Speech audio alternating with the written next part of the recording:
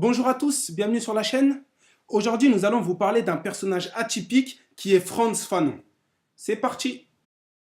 Frantz Fanon est né le 20 juillet 1925 à Fort-de-France en Martinique. C'était un psychiatre et essayiste français, fondateur du courant pensée tiers-mondiste.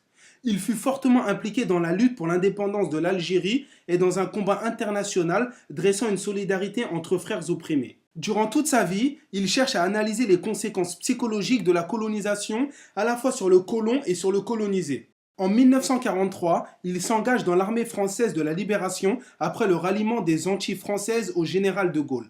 Combattant sous les ordres du général de Lattre de Tassigny, il est blessé dans les Vosges. Parti se battre pour un idéal, il est confronté à la discrimination ethnique.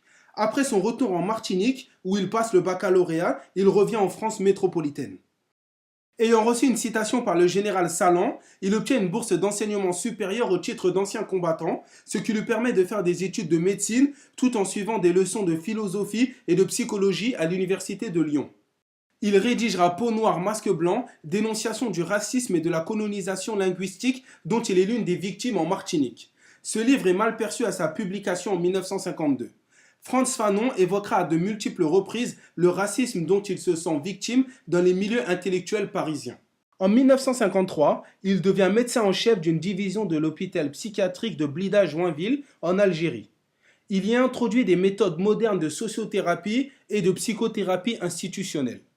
Pour Fanon, c'est la colonisation qui entraîne une dépersonnalisation et qui fait de l'homme colonisé un être infantilisé, opprimé, rejeté et déshumanisé. Dès le début de la guerre d'Algérie, en 1954, il s'engage auprès de la résistance nationaliste et noue des contacts avec certains officiers de l'armée de libération nationale ainsi qu'avec la direction politique du FLN.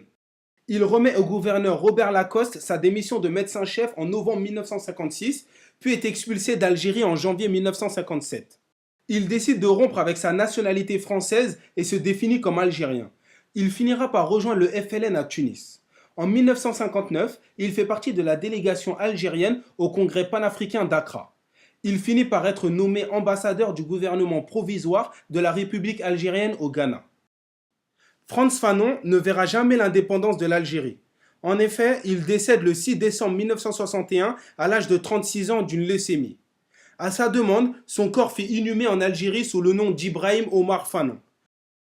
En hommage à son travail en psychiatrie et à son soutien à la cause algérienne, deux hôpitaux en Algérie, l'hôpital psychiatrique de Blida et un des hôpitaux de Béjaïa, portent son nom. Frantz Fanon restera pour la postérité comme un maître à penser pour de nombreux intellectuels du tiers-monde. عمر فانون جزائري حتى النخاع يقف منارة على رصيف جزر الأنتيل موطنه الأصلي لتكشف بأشعتها طريق إفريقيا النضال إفريقيا الحرة.